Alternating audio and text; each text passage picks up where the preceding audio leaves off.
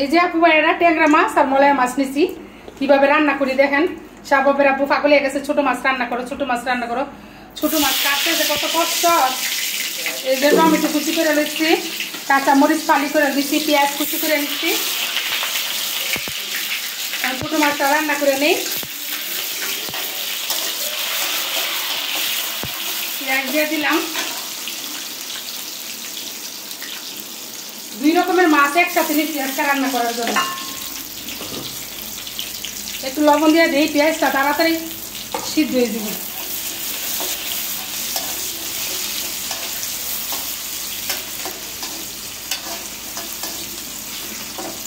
এখন এটার মধ্যে দিয়ে দিব কাঁচামরিচ ফালি করে রাখছি, এটা দিয়ে দিব।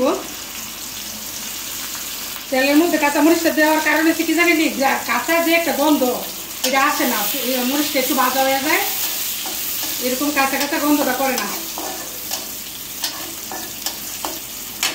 একটু টমেটোটা দিয়ে দিই।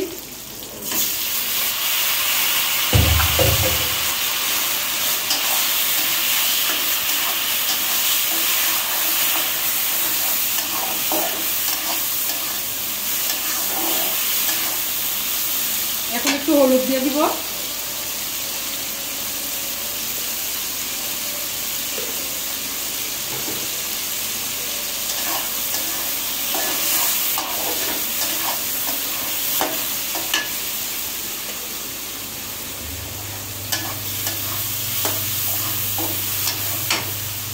যা দিয়ে গেছে বলে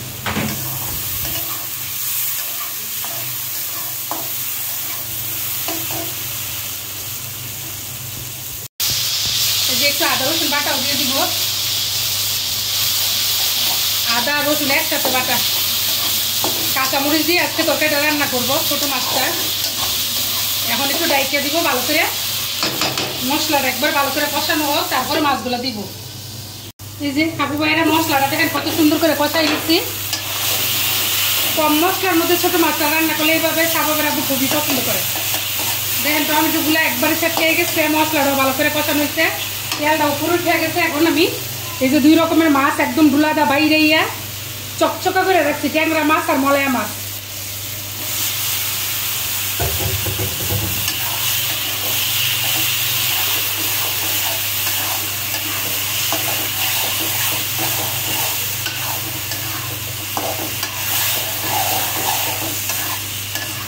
মাছটা কাঁচা থাকতে যত লাড়াচাড়া করা যায়, হালকা একটু সিদ্ধ হলে ভাঙা যায়। এই যে লাড়াচাড়া করে আমার শেষ, একদম মশলার সাথে মিশাই নিচ্ছি। এখন আমি হালকা একটু ডাইকা দিব মাছটার ভিতরে, একদম মরিচ মশলা একটু ডুববো। একটু পরে আমি হালকা একটু গরম পানি দিয়ে দিব ঝোল। এই যে আপু ভাইয়েরা তরকারিটা কিন্তু আমার প্রায় হয়ে গেছে, ঠিক আছে। এখন ধনিয়া পাতাটি কুচি কুচি করে নিতেছি। এখন দিব এই ধনিয়া পাতাটির এত সুন্দর গ্রান, এই যে দেশি ধনিয়া পাতা, অনেক সুন্দর গ্রান। আর এই ছোটো মাছে বেশি করে ধনিয়া পাতা না দিলে ভালোই লাগে না, ঠিক আছে। ছোটো মাছে পাইয়ে এসে বেশি করে ধনিয়া পাতা দিয়ে ভাগাবো। দেখেন আমার তরকারিটা কিরকম হয়েছে। ধনিয়া পাতাটা দিয়ে দিই।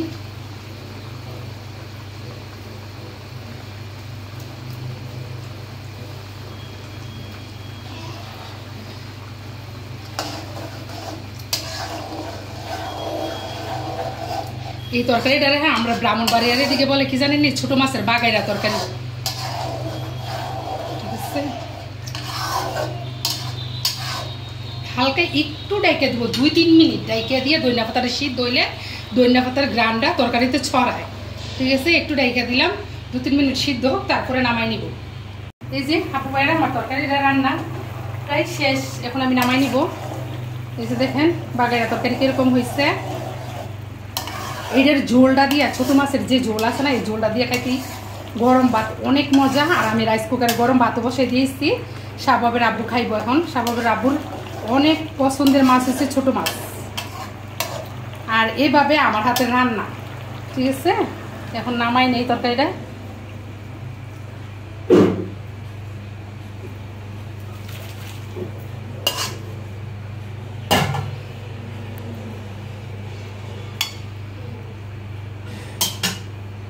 এই যে আপু ভাইরা, এটা হচ্ছে ছোট মাছের ভাগেরা তরকারি। ট্যাংরা মাছ আর মলায়া মাছ। ঠিক আছে, এইভাবে রান্না করে খেয়ে দেখবেন, অনেক ভালো লাগে। আল্লাহ হাফেজ।